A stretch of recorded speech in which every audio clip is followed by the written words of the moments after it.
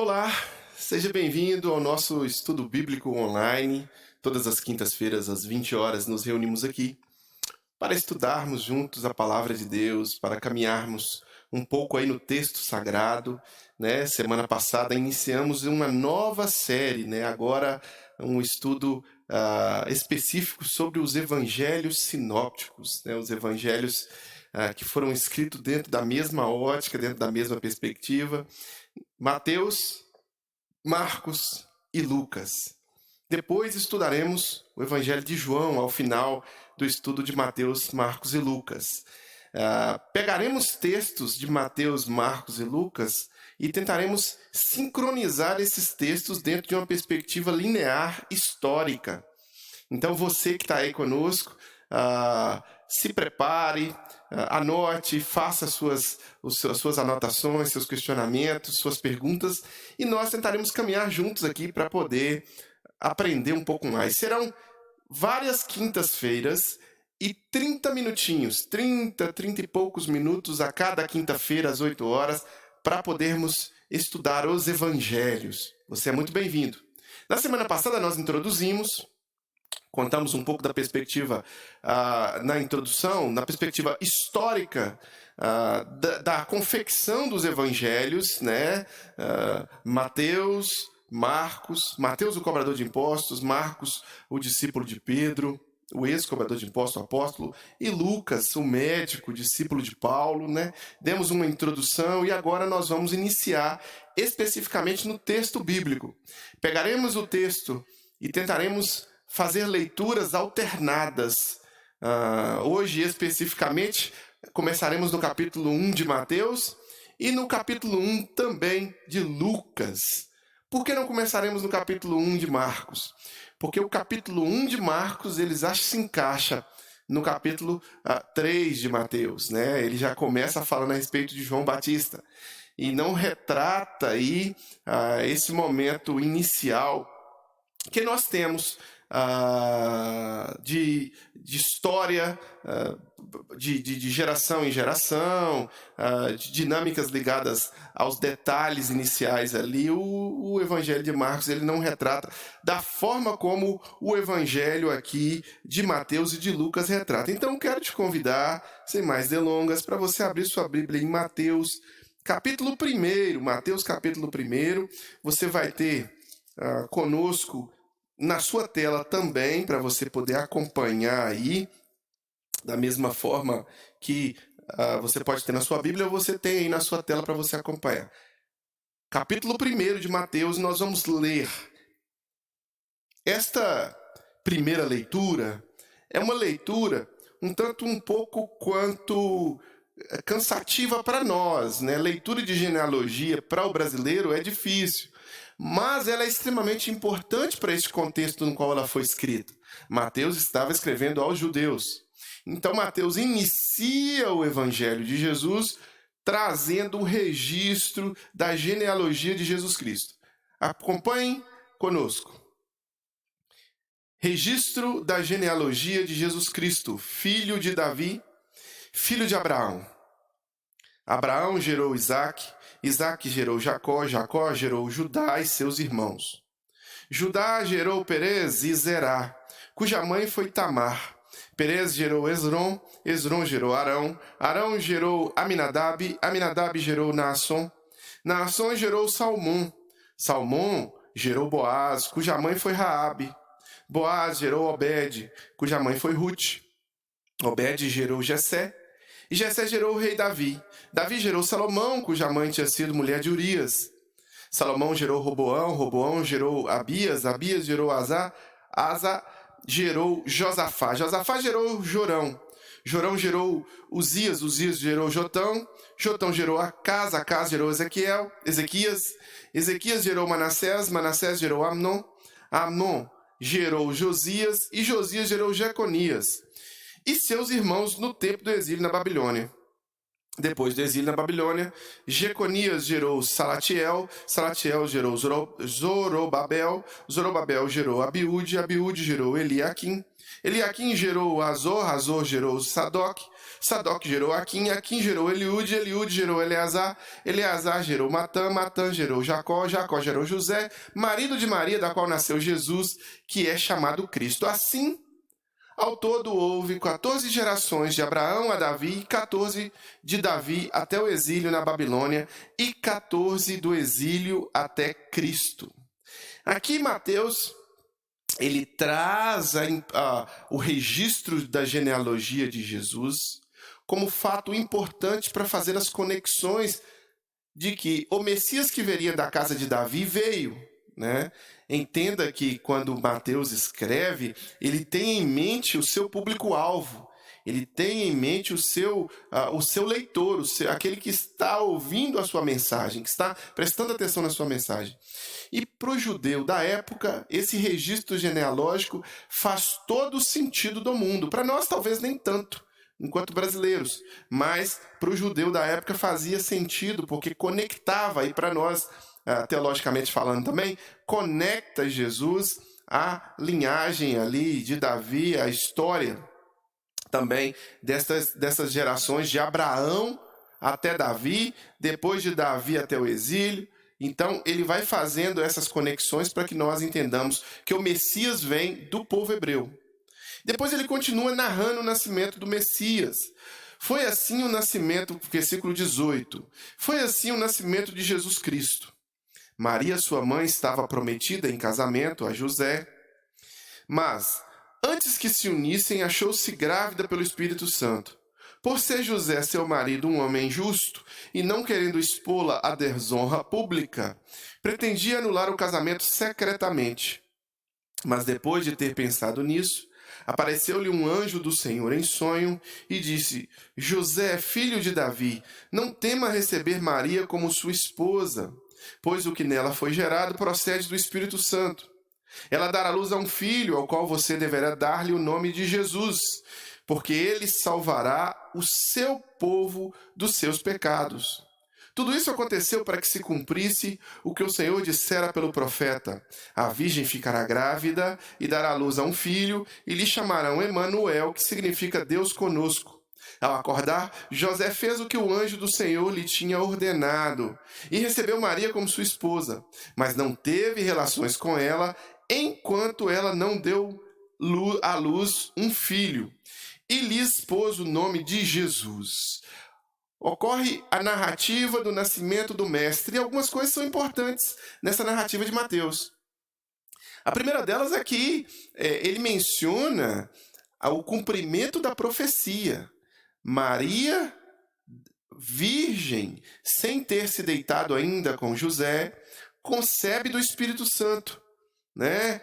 Ela concebe do Espírito Santo, ela se vê grávida, e José, numa situação muito complicada ali, poderia ter passado 1000 coisas pela cabeça dele, mas ele é alertado pelo anjo que de fato se cumpriu a profecia. José iria deixar Maria secretamente para não expô-la à honra pública, como um homem de Deus que ele era. Ele não queria gerar escândalos, imaginando que algo havia acontecido, né? Possivelmente um adultério ali, porque até então José não tinha noção correta do que havia sido feito, o que tinha acontecido naquela história dele. Mas aí o anjo o alerta, e aí o anjo traz a ele a informação de que ele teria um filho, esse filho de Maria seria concebido pelo Espírito Santo, e que o nome seria Jesus, né? Interessante é que Jesus vem de Joshua, Josué, né? O Senhor é a salvação, o Senhor é o Salvador, né? Josué. Então é uma derivação do nome de Josué. Jesus é uma derivação do nome de Josué. E também Emanuel, que quer dizer Deus conosco. São umas características importantes aqui do texto, umas curiosidades importantes que têm a ver com essa materialização do verbo, essa encarnação do verbo, né? E o verbo se fez carne. Deus vem até o homem através de Jesus. Emanuel, Deus conosco. Vamos continuar na leitura, no capítulo 2 agora. Nós vamos passar para a visita dos magos. Esse estudo que nós estamos fazendo dos evangelhos, em alguns momentos nós leremos um texto mais longo, faremos comentários mais curtos, em outros momentos, especialmente quando Jesus estiver ministrando ensinamentos que possam gerar doutrinas e práticas éticas, morais, etc., sociais, nós vamos gastar um pouco mais de tempo nos comentários específicos daqueles ensinamentos do mestre. Visita dos magos, capítulo 2, no relato de Mateus. Depois que Jesus nasceu em Belém, da Judá, nos dias de Herodes, magos vindos do Oriente chegaram a Jerusalém e perguntaram: onde está o recém-nascido rei dos judeus? Vimos a sua estrela no Oriente e viemos adorá-lo. Quando o rei Herodes ouviu isso, ficou perturbado, e com ele toda Jerusalém. Tendo reunido todos os chefes dos sacerdotes do povo e os mestres da lei, perguntou-lhes onde deveria nascer o Cristo. E eles responderam: em Belém, de Judá. Pois assim escreveu o profeta: mas tu, Belém, da terra de Judá, de forma alguma és a menor entre as principais cidades de Judá. Pois de ti virá o líder que, como pastor, conduzirá Israel, o meu povo. Então Herodes chamou os magos secretamente e informou-se com eles a respeito do tempo exato em que a estrela tinha aparecido. Enviou-os a Belém e disse: vão informar-se com exatidão sobre o menino. Logo que o encontrarem, avisem-me, para que eu também vá adorá-lo. Depois de ouvirem o rei, eles seguiram o seu caminho, e a estrela que tinha visto no Oriente foi adiante deles, até que finalmente parou sobre o lugar onde estava o menino. Quando tornaram a ver a estrela, encheram-se de júbilo. Ao entrarem na casa, viram o menino com Maria, sua mãe, e prostrando-se, o adoraram. Então abriram os seus tesouros e lhes deram presentes: ouro, incenso e mirra.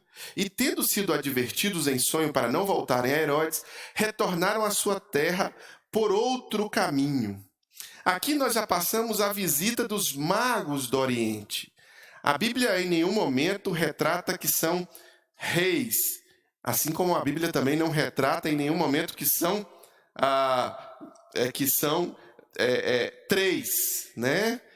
A Bíblia traz a menção de 3 presentes dados, mas o texto, em nenhum momento nós lemos que são 3 magos. Nós lemos que são magos vindos do Oriente, e também não retrata que são reis. Essa é uma crença já da cultura popular. Mas olha só que interessante aqui.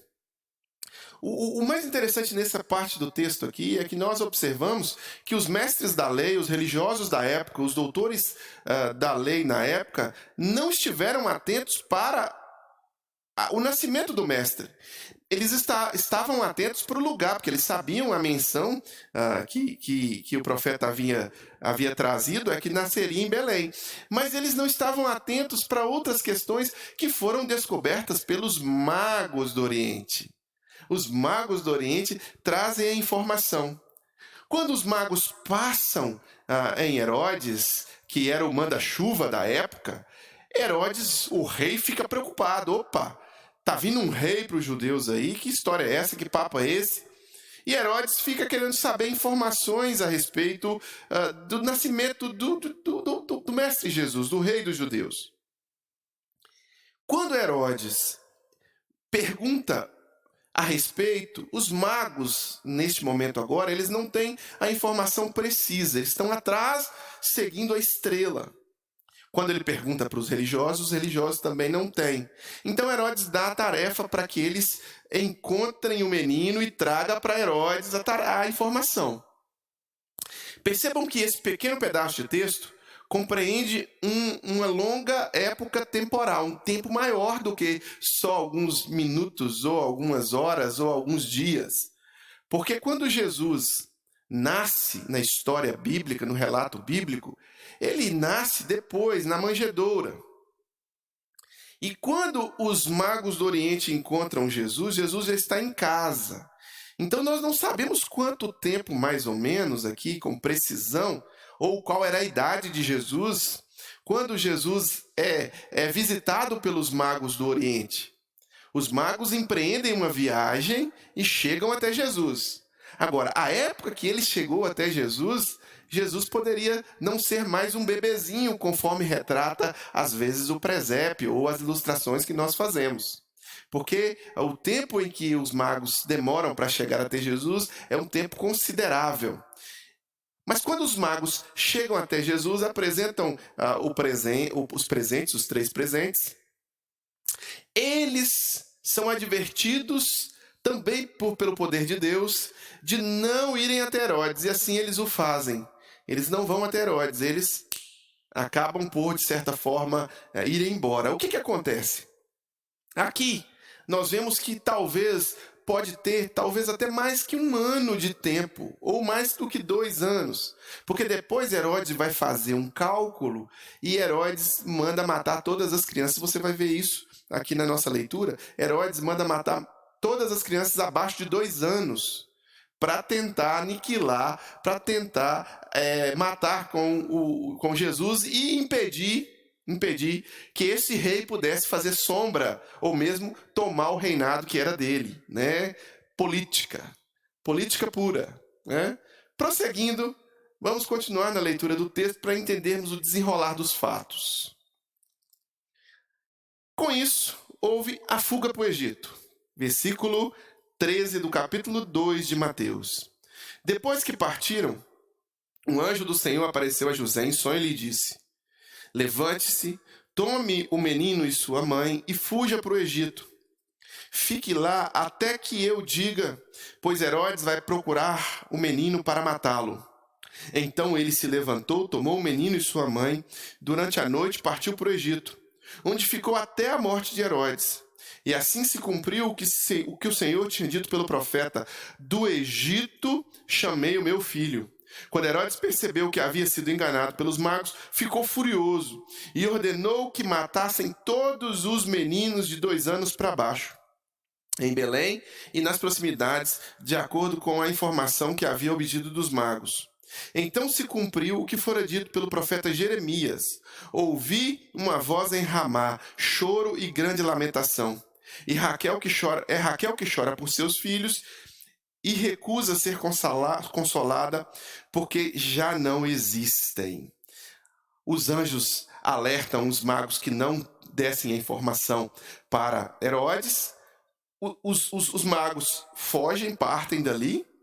Os anjos, Deus, alerta José que fuja com Maria para o Egito.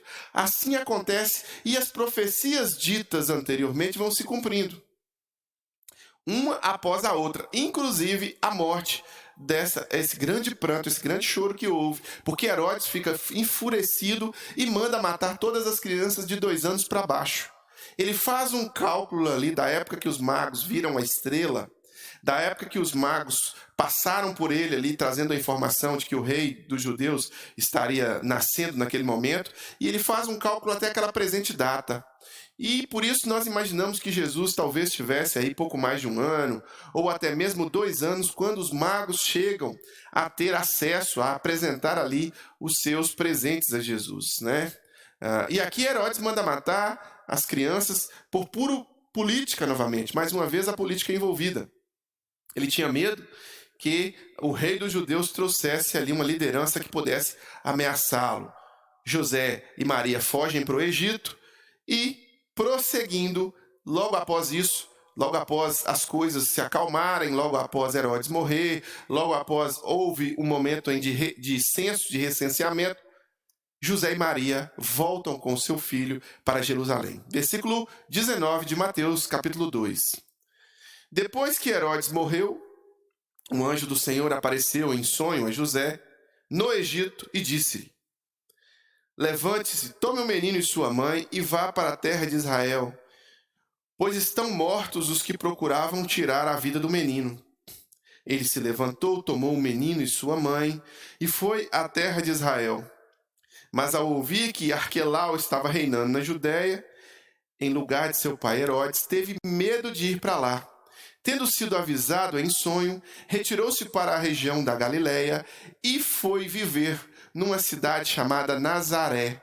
Assim cumpriu-se o que fora dito pelo profeta: ele será chamado Nazareno. Ele será chamado Nazareno. Aqui nós acompanhamos o relato de Mateus até o ponto em que, no capítulo 3, nós vamos observar aí o relato de Mateus trazendo o João Batista e o batismo de Jesus. Ou seja, nós temos aqui um pequeno relato e agora José retorna da sua viagem, da sua fuga do Egito para Jerusalém, para Nazaré, e ele ali... e esse relato agora dá um salto. Esse relato agora dá um salto e já traz Jesus no início do seu ministério. Lucas vai trazer algumas outras informações deste ponto da história. Lucas agora é o nosso livro em que nós vamos ler, e este livro de Lucas traz-nos alguns complementos para a história. Você viu que quando Mateus trouxe as informações, ele traz numa perspectiva bem judaica, cumprimento de profecias judaicas. Lucas já vai ter aí um detalhe um pouco maior, ele é escrito aos gentios, não mais aos judeus, mas ele vai trazer alguns detalhes com relação à especificidade, às vezes, detalhada do nascimento de Jesus, e trazendo algumas outras informações. Ele não começa com a genealogia. A genealogia ele deixa para o capítulo 3, logo depois do batismo de Jesus, né? Ele começa trazendo uma introdução, explicando o porquê ele estava escrevendo sobre Jesus e a importância dos detalhes que ele traz. Capítulo 1, versículo 1 de Lucas diz assim: muitos já se dedicaram a elaborar um relato dos fatos que cumpriram entre nós, conforme nos foram transmitidos por aquele que desde o início foram testemunhas oculares e servos da palavra. Eu mesmo investiguei tudo cuidadosamente desde o começo e decidi escrever-te um relato ordenado, ó excelentíssimo Teófilo, para que tenhas a certeza das coisas que te foram ensinadas. Aqui na introdução, Lucas menciona Teófilo, assim como ele menciona Teófilo na introdução também do Evangelho de Atos, que é do Atos dos Apóstolos, né, do livro de Atos, o livro histórico do Novo Testamento, que é escrito também por Lucas. Fizemos um estudo específico todo sobre Atos, versículo por versículo também. Se você quiser, está aí nas nossas redes sociais, está no nosso canal no YouTube, basta você procurar. Se você for procurar pelo Facebook, você coloca na pesquisa a hashtag Estudo de Atos na Igreja do Coração, que você vai encontrar todos os nossos estudos.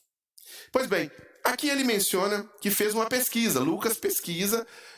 Lucas não é testemunha ocular. Mateus é testemunha ocular dos ensinos de Jesus, mas Lucas não.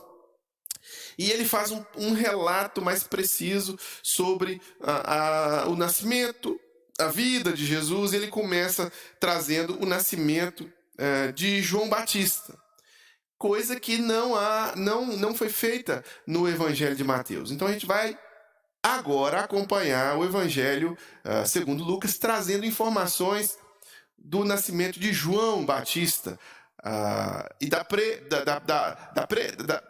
do anúncio de que João nasceria, né? João, lembre-se bem, é primo de Jesus Cristo. É aquele que o profeta traz a ideia de que ele seria a voz do que clama no deserto. E ele anuncia a vinda de Jesus. No versículo 5 do capítulo 1, no tempo de Herodes, rei da Judéia, havia um sacerdote chamado Zacarias, que pertencia ao grupo sacerdotal de Abias. Isabel, sua mulher, também era descendente de Arão. Ambos eram justos aos olhos de Deus, obedecendo de modo irrepreensível a todos os mandamentos e preceitos do Senhor. Mas eles não tinham filhos porque Isabel era estéril, e ambos eram de idade avançada.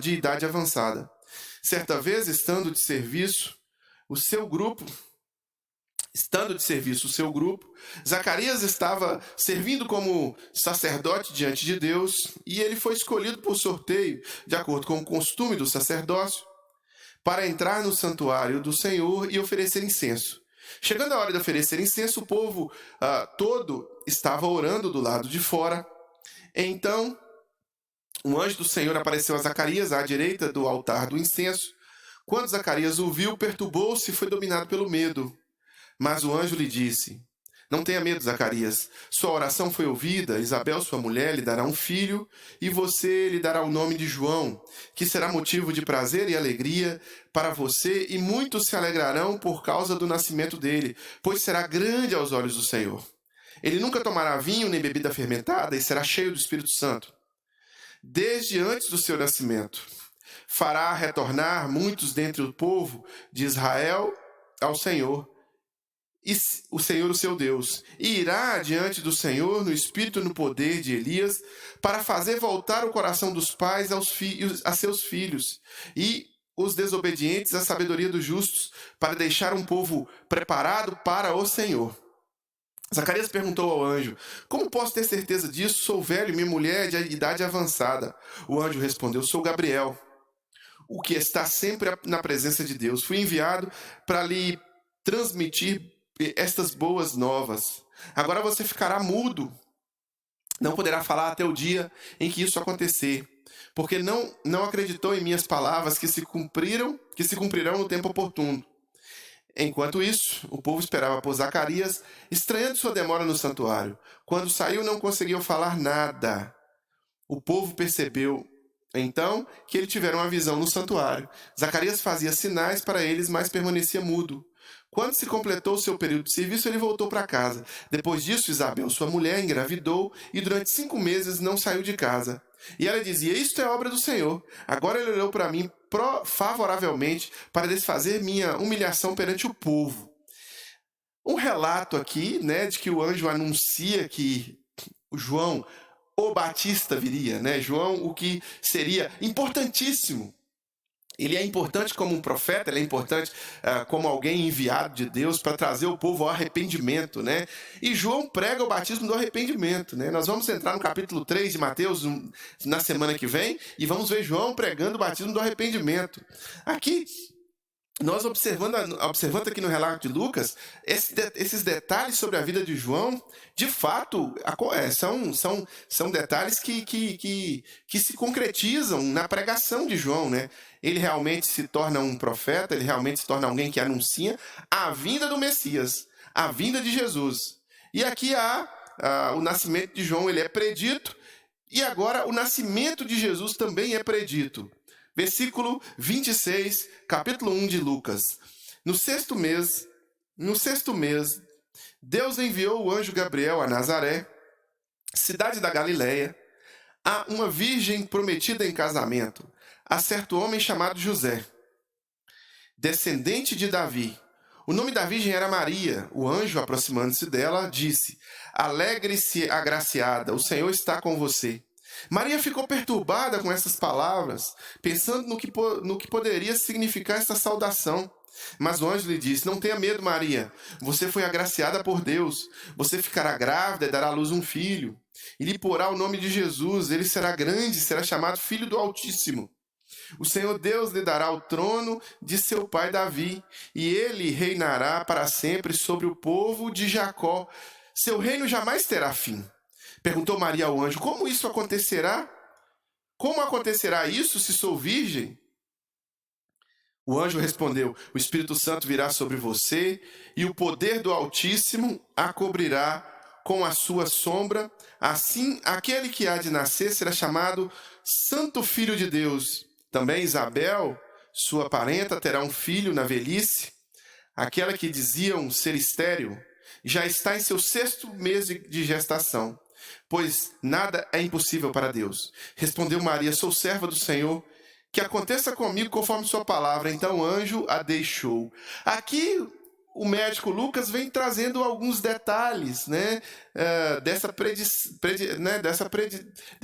desse anúncio do anjo, da vinda de Maria, da vinda de Jesus, né?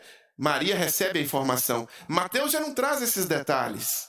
Aqui é um complemento na história, né? Nós entendemos um pouco melhor esses detalhes todos, né? De que o diálogo do anjo com Maria, a forma como o anjo traz a informação, como Gabriel diz para Maria que ela seria a agraciada, escolhida por Deus, né? E aqui essa serva escolhida por Deus aceita o seu desígnio, aceita ali o seu destino de ser aquela que seria a mãe do Salvador, e ela também recebe a informação de que Isabel iria dar uma luz a um filho e que também seria 6 meses mais velho do que o Mestre Jesus e que anunciaria, seria o porta-voz, seria aquele que anuncia a vida de Jesus. Assim, de fato, se cumpre na Escritura Sagrada. Maria depois faz uma visita, então continuemos aí na visita de Maria a Isabel. Maria visita Isabel, versículo 39. Naqueles dias, Maria preparou-se e foi depressa para uma cidade da região montanhosa da Judéia, onde entrou na casa de Zacarias e saudou Isabel. Quando Isabel ouviu a saudação de Maria, o bebê agitou-se em seu ventre e ficou cheia do Espírito Santo, em alta voz. Isabel ficou cheia do Espírito Santo e em alta voz exclamou: Bendita é você entre as mulheres, bendito é o fruto do... Bendito é o filho que você dará à luz. Mas, por que sou tão agraciada ao ponto de me visitar a mãe do meu Senhor? Perceba que ela está cheia do Espírito Santo e fala isso inspirada pelo Espírito Santo. Logo que a sua saudação chegou aos meus ouvidos, o bebê que está em seu ventre agitou-se de alegria. Feliz é aquela que creu que se cumprirá aquilo que o Senhor lhe disse. Então, cheia do Espírito Santo, Isabel dá louvores ao Senhor e, pasme, a criança Jesus, recebendo esta adoração, se agita no ventre de Maria, né? Se agita ali, o bebê que está, perdão, eu fiz uma confusãozinha aqui, o bebê que está no ventre de... Vou ler de novo, versículo 43. Mas porque sou tão agraciada ao ponto de me visitar a mãe do meu Senhor? Logo que a sua saudação chegou aos meus ouvidos, o bebê que está em meu ventre agitou-se de alegria. Feliz é aquela que creu que se cumprirá aquilo que o Senhor lhe disse. Então ela relata que o bebê que estava no ventre dela se agitou de alegria e que a notícia da vinda do Mestre traria ali uma grande novidade, uma grande transformação que estava por vir. Aqui é um detalhe das relações dessas duas. Há um detalhe em que nós não vemos acontecendo no Evangelho de Mateus e que se complementa aqui em Lucas, né? É um complemento do texto de Mateus. Maria declara um cântico e depois ocorre o cântico de Zacarias, né? O cântico de Maria. Esta parte, por causa do nosso tempo, né, nós nos comprometemos a fazer o nosso estudo de 30 e poucos minutos e assim o faremos. Nós prosseguiremos no Cântico de Maria a partir da semana que vem. Finalizaremos o nascimento de Jesus, que é o capítulo 2 de Lucas, e daremos prosseguimento no capítulo 3 de Mateus, e também de Lucas. Aí já teremos informações de Marcos. Percebam como que um vai tendo informação do outro e como que isso vai se complementando e como que é importante nós termos dedicação e empenho para entender a história do Mestre Jesus. Como cristãos, nós devemos entender a história do Mestre Jesus. A partir da semana que vem, o Cântico de Maria, e eu quero orar agora, encerrando esse nosso momento, pedindo que você entregue-se cada vez mais ao texto bíblico. O cristão, ele deve ser alvo do texto bíblico. A sua vida deve ser permeada pelo texto bíblico. Que você possa, assim como Maria, que recebeu ali a palavra de Deus através do anjo e aceitou em seu coração o seu destino, que você também aceite o seu. Jesus, ele vem para ser aquele que vai nos salvar, aquele que vai nos guiar. Né? Assim como Isabel aceitou, assim como José aceitou, assim como Maria aceitaram a presença de Jesus e o poder de Deus na vida deles, que assim seja com você também. Que Deus abençoe sua vida, que Deus seja com você e que você possa fazer um compromisso com Jesus. Um compromisso com Deus através de Jesus, a ponto de sua vida também ser profundamente impactada e transformada, como a vida desses personagens que nós lemos aqui também o foram a partir de Jesus. Que a partir de Jesus as coisas sejam diferentes na sua vida. Se você quiser nos fazer uma visita, estiver morando na Grande Belo Horizonte, nós estamos reunindo na Avenida Dom José Gaspar, número 185, no bairro Coração Eucarístico. Então eu te convido a estar conosco todos os domingos às 18 horas. Se você quiser contribuir financeiramente com o trabalho da Igreja do Coração, você também pode fazer isso.